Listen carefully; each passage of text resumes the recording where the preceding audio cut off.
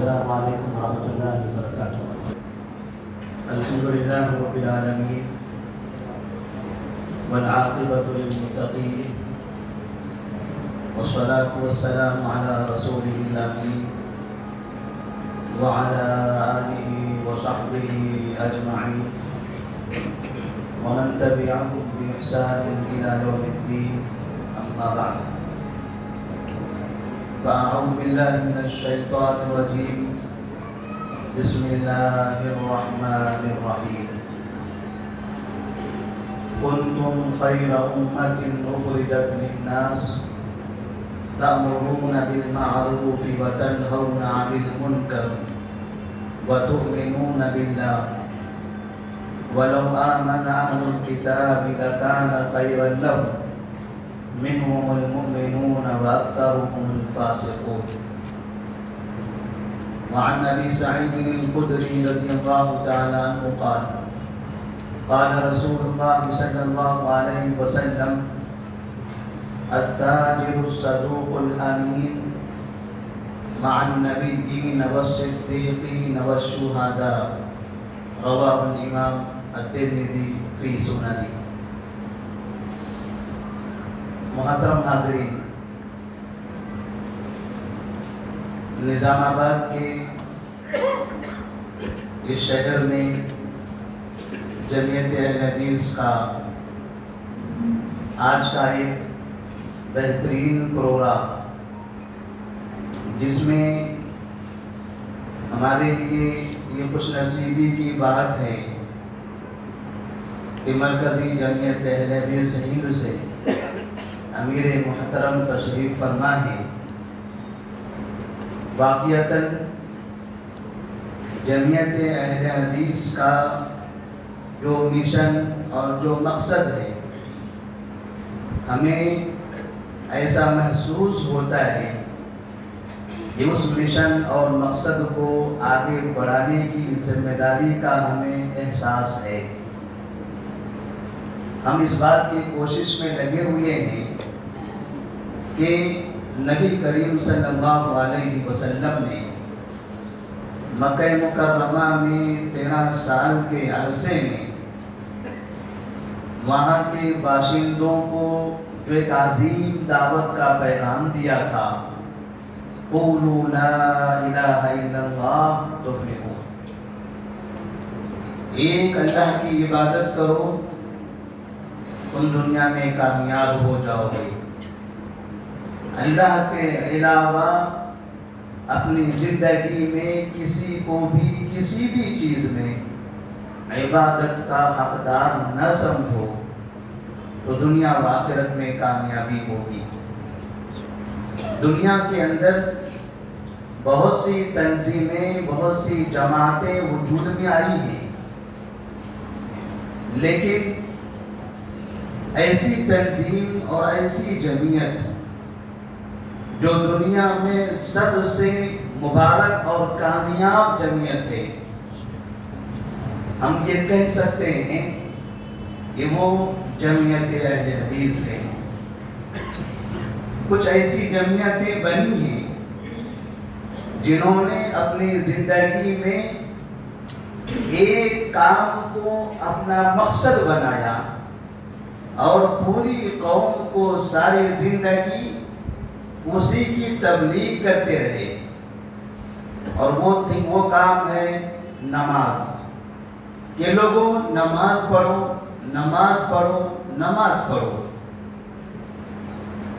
कुछ ऐसी जमीयतें, ऐसी तंजीमें हैं जिन्होंने अपनी तंजीम और जमीयत का बुनियादी मकसद बताया ज़कात, चैरिटेबल ट्रस्ट, माल का जमा करना, लोगों की मदद करना और उनका ताउन करते रहना।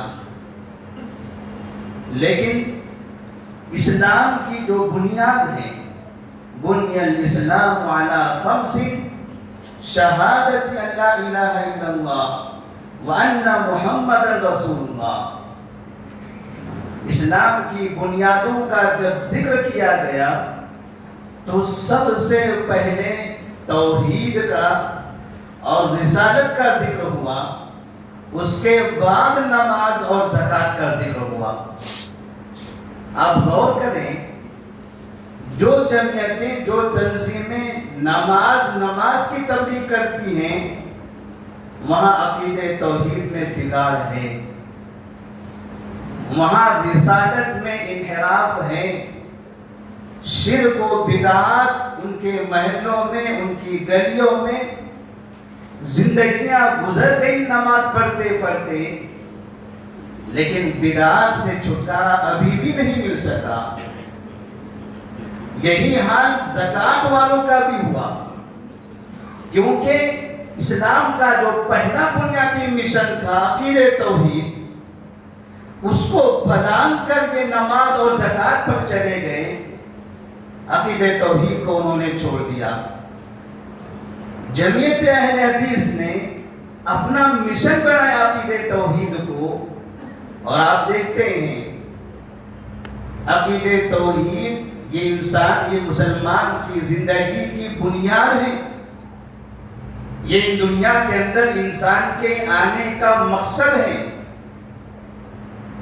इमाम मोहम्मद बिन अब्दुल वहाब रहमहुल्लाह अपने वक्त के एक बड़े मुजाहिद और मुजद्दिद इंसान, जिन्होंने दुनिया के अंदर अकीदे तौहीद में ऐसा इनकलाब बर्पा किया कि जहां मुसलमानों का यह तसव्वुर हुआ करता था कि जब जब हम 5 वक्त आसमान वाले की इबादत करेंगे, इन 5 औकात के अलावा जमीन में जगह जगह दूसरे लोगों के सामने भी सजदा करना होगा। मुसलमान वो काम किया करते थे और उन जगहों पर, उन इलाकों में किया करते थे जिन इलाकों में नबी करीम सल्लल्लाहु अलैहि वसल्लम, सहाबा रज़ियल्लाहु ताला अन्हुम ने शिर्क के खिलाफ दावत देते देते अकीदे तौहीद के लिए अपनी जिंदगियां कुर्बान की, उन्हें तकलीफें दी गई, वो परेशान किए गए, हत्ता कि उन्हें अपने घर से जुदा होना पड़ा, अपना माल छोड़ देना पड़ा। वो सहाबा की वो कुर्बानियां, और उन्हीं इलाकों में मुसलमान एक जमाने से आबाद थे और वो उसी जगह पर जगह जगह बुत परस्ती का क़याम कर रहे थे। नमाज जुमा की मस्जिद में अदा करते और सलाम फेरने के बाद जब दुआ करना होता तो किसी और सिमत में खड़े होकर उधर मुंह करके हाथ उठाकर दुआ करने लगते। अल्लाह तबारक व तआला की बेपनाह रहमत व बरकत नाजिल हो। अल्लाह ताला उनकी कब्र को मुनव्वर फरमाए, उन्हें जन्नत में आला मकाम अता फरमाए। इमाम मोहम्मद बिन अब्दुल वहाब रहमहुल्लाह ने अकीदे तौहीद का वो मिशन, वो तहरीक चलाई कि उस अकीदे तौहीद के मिशन और तहरीक से इस्लाम के जो बकिया उसूल थे, नमाज, रोजा, ज़कात और हज, इन सब में भी वो कामयाब हो गए।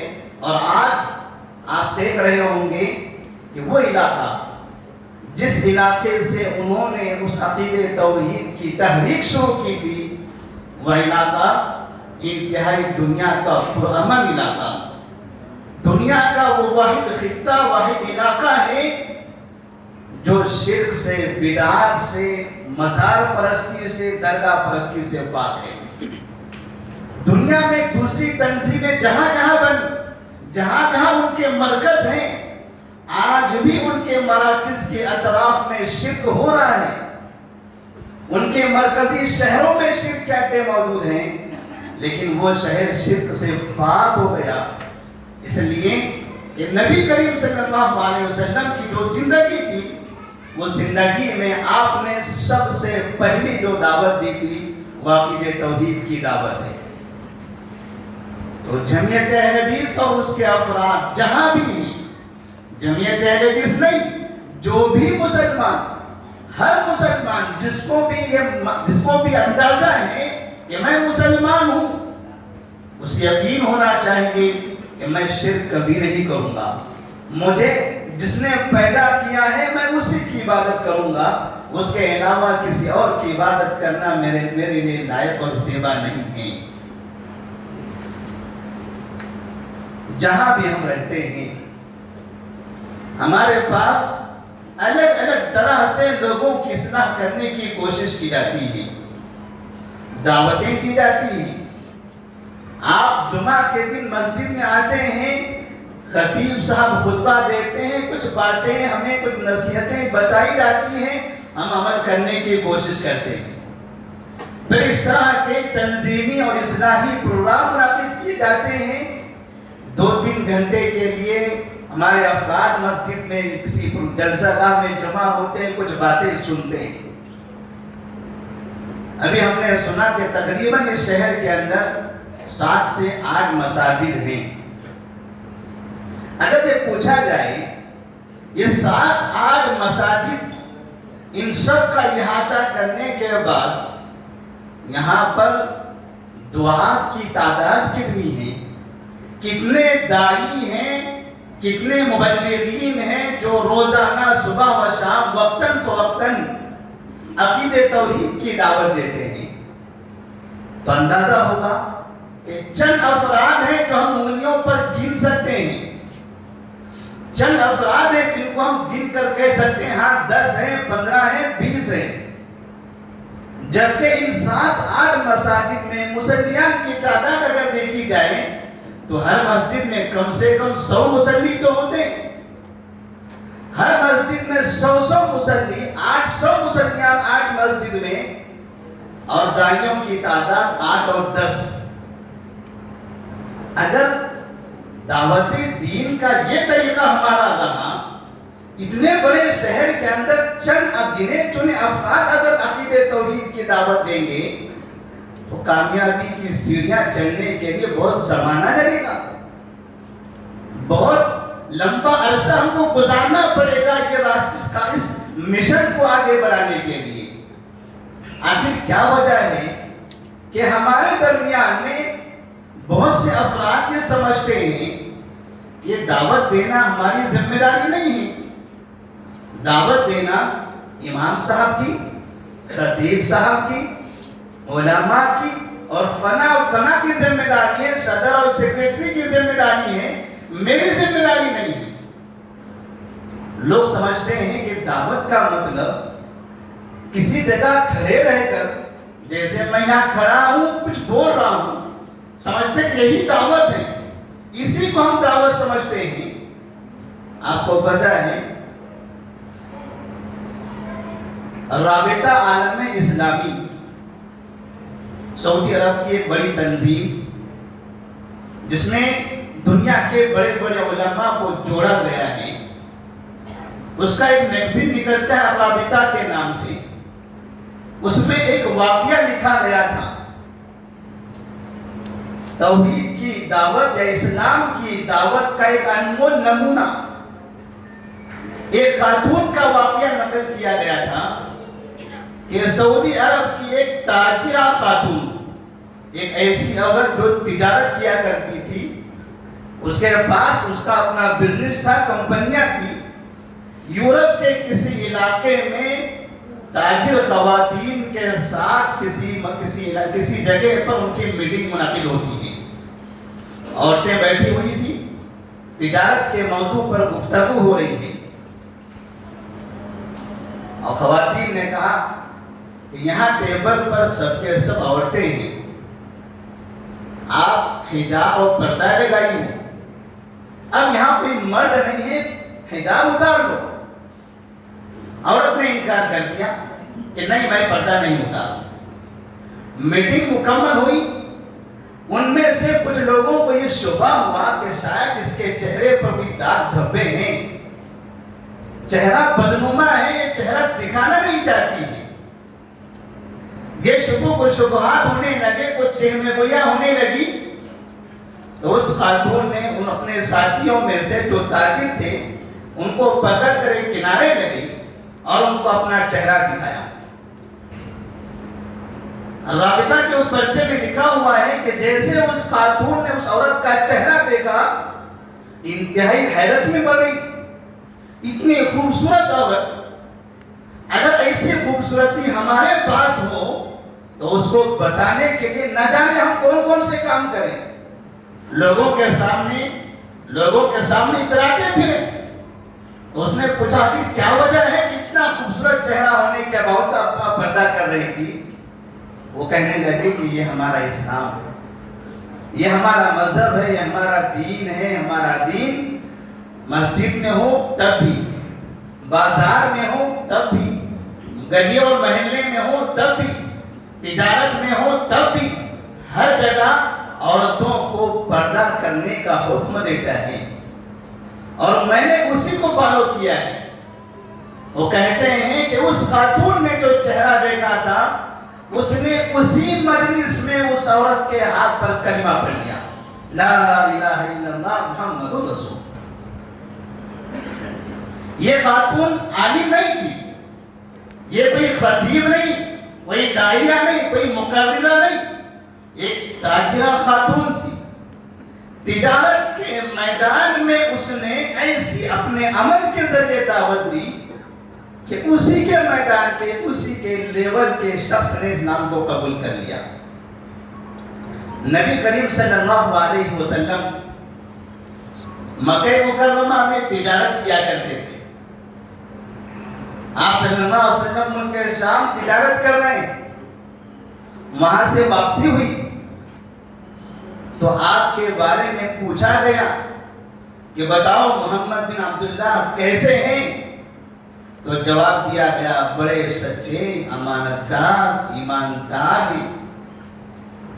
सामान जब बेचते हैं सच्चाई के साथ, अमानतदारी के साथ। और हमने ये देखा कि लोग इधर उधर की दुकानों को छोड़कर मोहम्मद बिन अब्दुल्लाह सल्लल्लाहु अलैहि वसल्लम की दुकान पर आते हैं, उनसे सामान खरीदते हैं, क्योंकि उन लोगों को उन पर भरोसा था, लोगों को इस दुकानदार पर एतमाद था। इसी तिजारत की ईमानदारी और सच्चाई पर खदीजा बिन्ते खुवैलिद रज़ियल्लाहु ताला अन्हा ने निकाह का पैगाम भेजा था। ये तिजारत का जो मैदान, इस तरह से नबी करीम सल्लल्लाहु अलैहि वसल्लम ने अपना अमली नमूना पेश किया। बताने का मकसद ये है कि हमारे शहर के अंदर इतने अफराद मौजूद हैं जो अपने आप को अहले हदीस कहते हैं, अकीदे तौहीद का मानने वाला, किताब और सुन्नत पर चलने वाला कहते हैं, लेकिन हम अकीदे तौहीद की दावत नहीं देते। हमारे अखलाक से, हमारे आमाल से हम लोगों की इस्लाह नहीं करते। हम ये समझते इस्लाह का काम करना, तबलीग का काम करना ये मिंबर और मेहराब वालों का है, हमारा अपना नहीं है। हिंदुस्तान के अंदर इब्तदाई तौर पर जब इस्लाम आया था अरब ताजिरों के जरिए,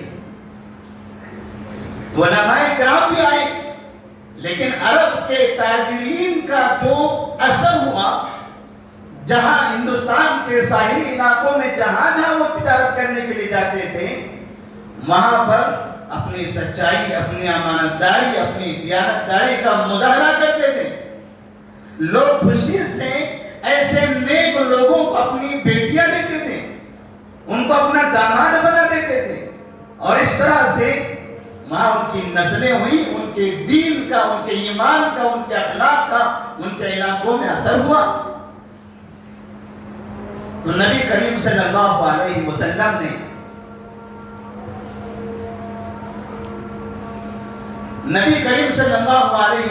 ने फरमाया था, बल्लिगू अन्नी वलो आया, बल्लिगू अन्नी वलो आया। आपको जिस चीज का भी इल्म है, जितना आप जानते हो, उतने खैर के काम को आगे बढ़ाते जाओ। एक चीज आपको मिल गई, वो चीज आगे आप अपने भाई को दे दो, उन्हें मिल गई वो किसी और को दे दे। आप इस बात की कोशिश करते रहे कि मेरा घर कैसे अच्छा बनेगा, मेरे घर की इस्लाह कैसे होगी। अब्दुल्लाह बिन उमर रज़ियल्लाहु ताला अन्हुमा मदीना के रास्ते से जा रहे थे, आपने वहां बकरियों के चरवाहे को देखा। छोटी सी उम्र का बच्चा था, बकरियां चरा रहा था। अब्दुल्लाह बिन उमर रज़ियल्लाहु ताला अन्हु ने फरमाया, इतनी बकरियां हैं, इनमें से बकरियां हमको दे। उसने कहा ये मालिक की बकरियां हैं, मेरी नहीं। कहा हम बकरी लेंगे, उसका मुआवजा भी दे देंगे आपको। कहा तब भी नहीं दे सकता हूं मैं, आप मुआवजा दोगे लेकिन मालिक तो मैं नहीं हूं।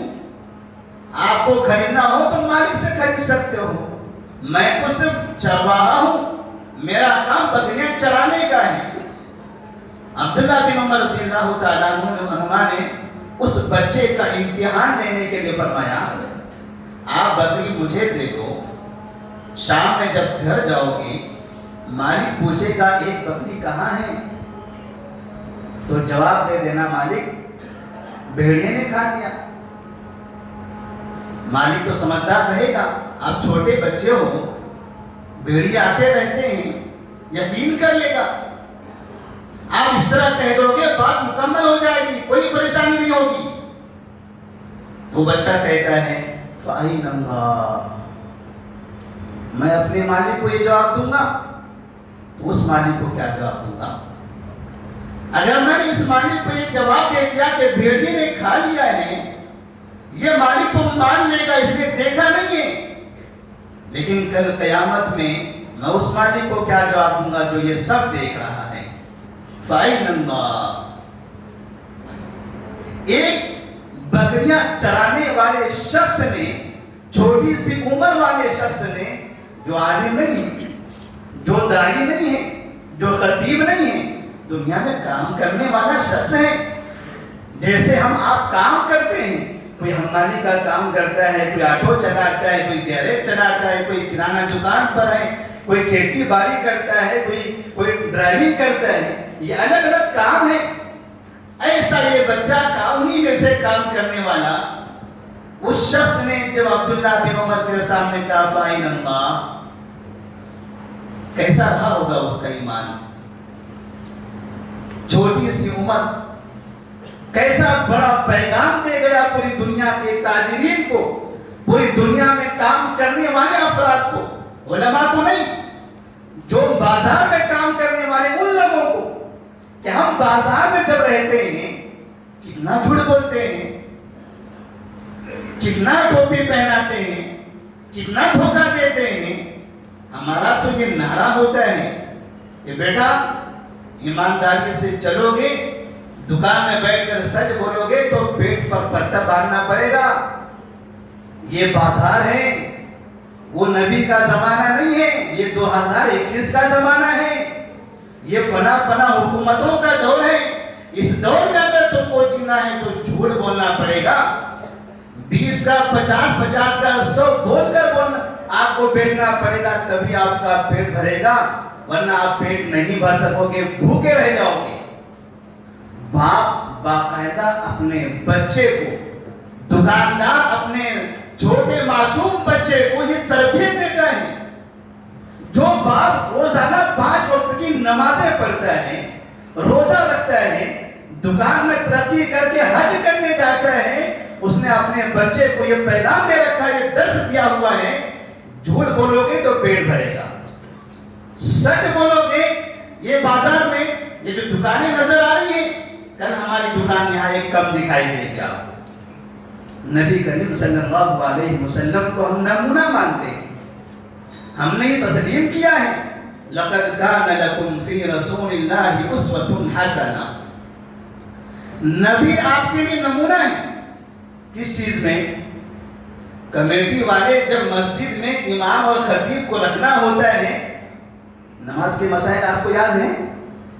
सजदे सहू कब करना चाहिए पता है? नमाज में अगर वजू टूट गया तो क्या करना चाहिए मालूम है? अकीदा कैसे करते हैं उसकी दुआएं पता है? तकरीर करना आता है? इतने सवाल किए जाते हैं। क्या आपको हदीस पढ़ना आता है? आपको कुरान का तर्जुमा आता है? अगर वही पलट कर आपसे पूछा जाए, सदर साहब आप जो तिजारत करते हो, इस तिजारत के बारे में आपको कितनी हदीसें मालूम हैं? आप जो दुकान चलाते हो, इस दुकान के बारे में आप इस्लाम के कितने मसाइल आपको मालूम है? नहीं, वो तो दुनियादारी है, वो तो दुनियादारी है, उसके लिए कहां से हदीस और कुरान की जरूरत है? मतलब इसका ये हुआ कि आप ये समझते हो कि नबी सिर्फ और सिर्फ मस्जिद के लिए आइडियल है, ये बाजारों के लिए, तिजारत के लिए आइडियल नहीं है। इसीलिए क्या कभी हम अपने बच्चे को अपना काम देते हैं? कोई बिल्डर अपने बेटे को अपने साथ लेकर फिरता है, कोई किराना दुकान वाला अपने बच्चे को गले पर बिठाता है, तो क्या उसको बताता है कि हदीस ये है, दुकान कैसे खोलना चाहिए उसका ये तरीका है, दुआ कैसी पढ़नी चाहिए उसका ये तरीका है, ग्राहक से सच्चा कैसा बोलना चाहिए उसका ये तरीका है।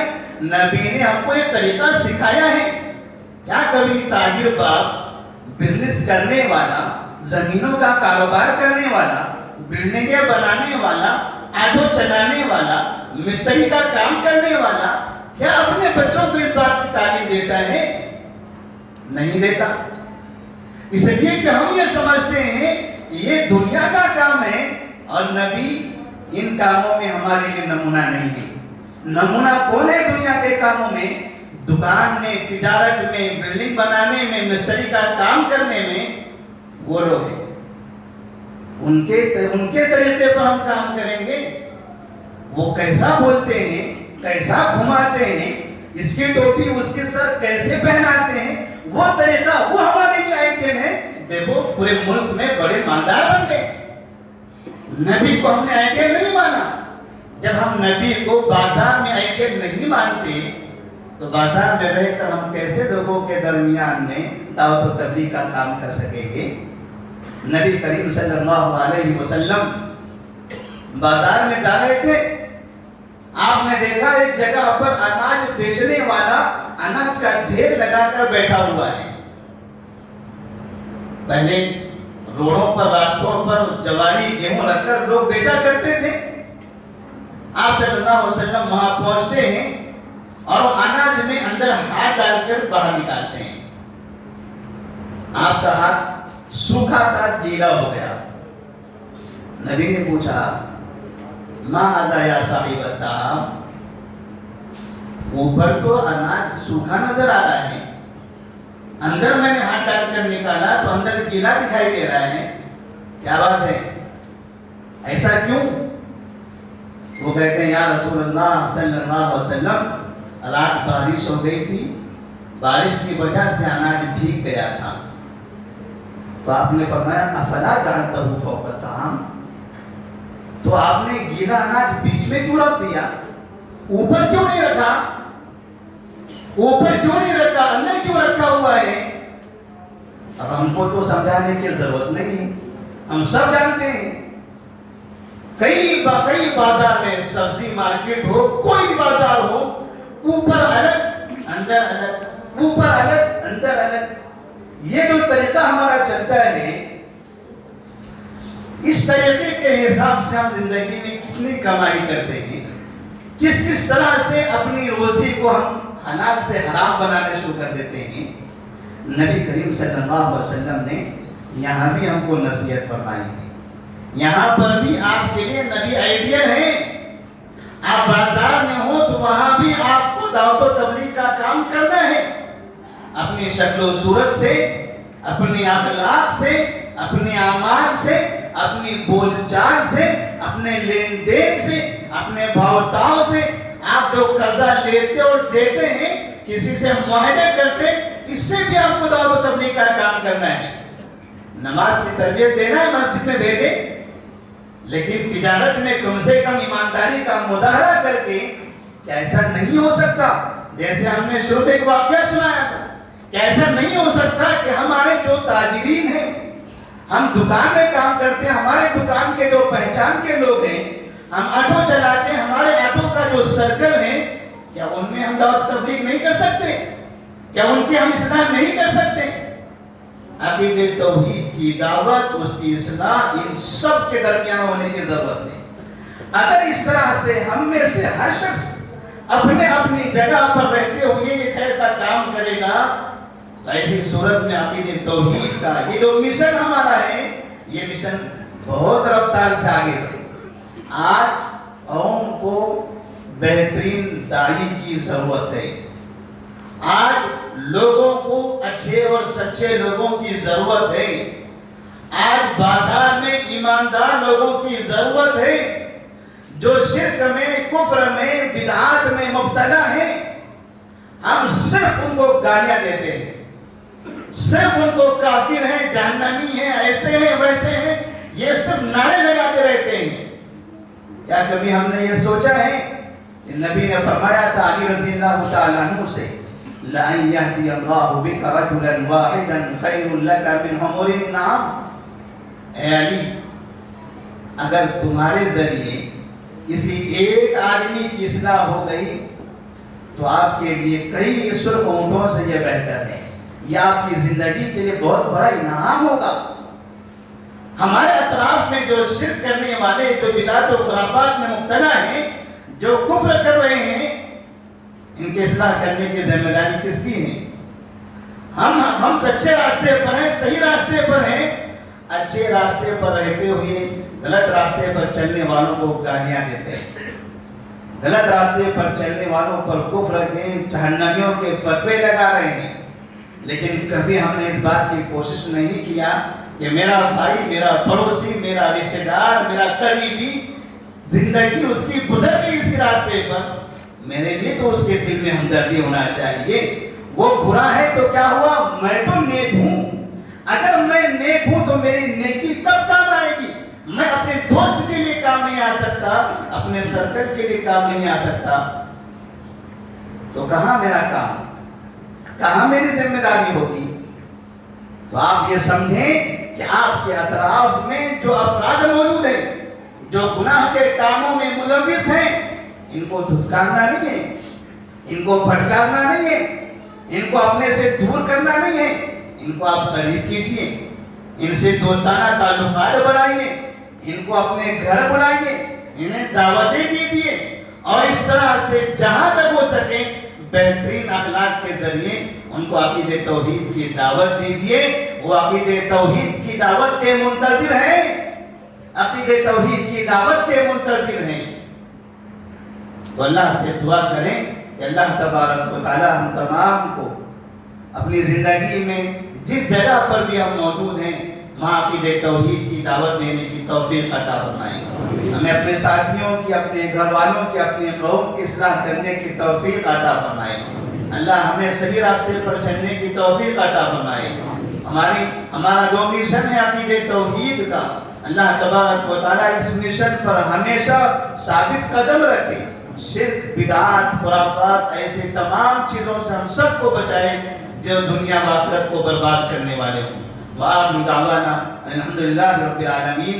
वस्सलामु अलैकुम व रहमतुल्लाहि व बरकातुहू।